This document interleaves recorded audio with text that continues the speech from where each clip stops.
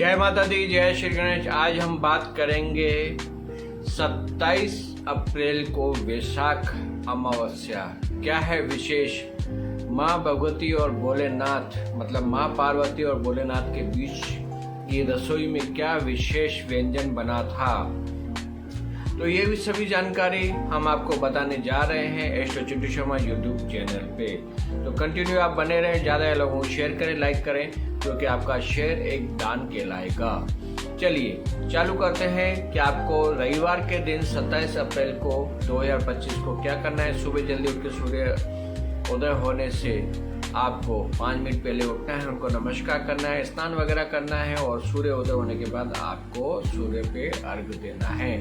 उस दिन आपको तिल के तेल या तिल डाल के आपको स्नान जरूर करना है और उस दिन आपको दान करना है। जो भी आपको मौसम का फल जैसे आम है, ककड़ी है और एटसेट्रा काफ़ी सारे तरबूज वगैरह जो है वो आपको अपने पितरों के निमित्त दान करना है। और उस दिन आपको एक छोटा हवन करना है जिसमें 108 आहुतियाँ देनी है।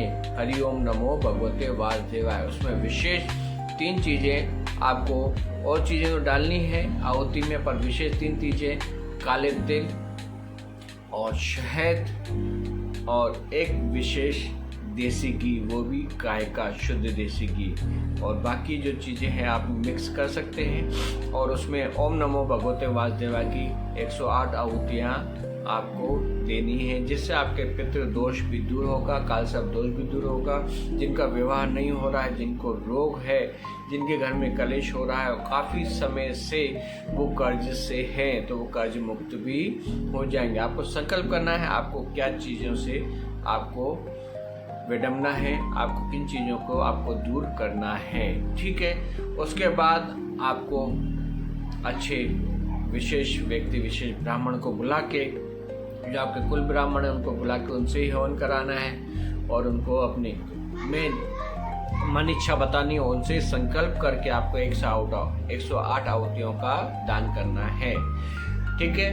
उसके बाद आपको जो विशेष जो मौसम के फल है उनका दान करना है। अमावस्या के दिन अपने गुरु ब्राह्मण को, अपने ही किसी कन्या को या किसी भी संत या महात्मा को नहीं, ब्राह्मण को ही दान करना है। विशेष आप ध्यान दें। दूसरा, उसके बाद 27, 28, 29, 30 तारीख को आने वाली बुधवार को जो है अक्खा तीज है, उस दिन विशेष आपको घट कलश का दान करना है। 30 तारीख बुधवार के दिन श्री हरि विष्णु का दिन के साथ साथ बुद्ध देव और श्री गणेश का दिन है, तो उस दिन आपको 5 चीज़ों का विशेष ध्यान करना है, जिसमें से विशेष घट कलश का विशेष दान हमारे गरुड़ पुराण में भी लिखा गया है।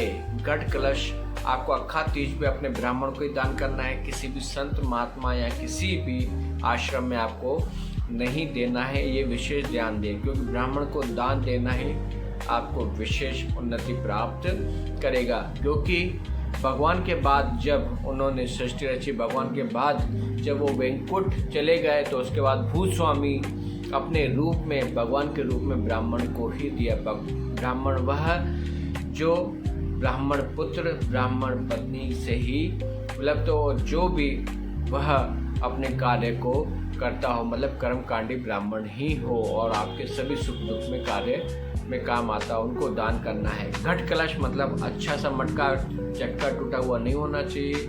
आजकल वाटर कूलर और अच्छी चीज़ें भी देते हैं, वो भी आप दे सकते हो, पर घट कलश मतलब मिट्टी का कलश आपको विशेष रूप से देना है।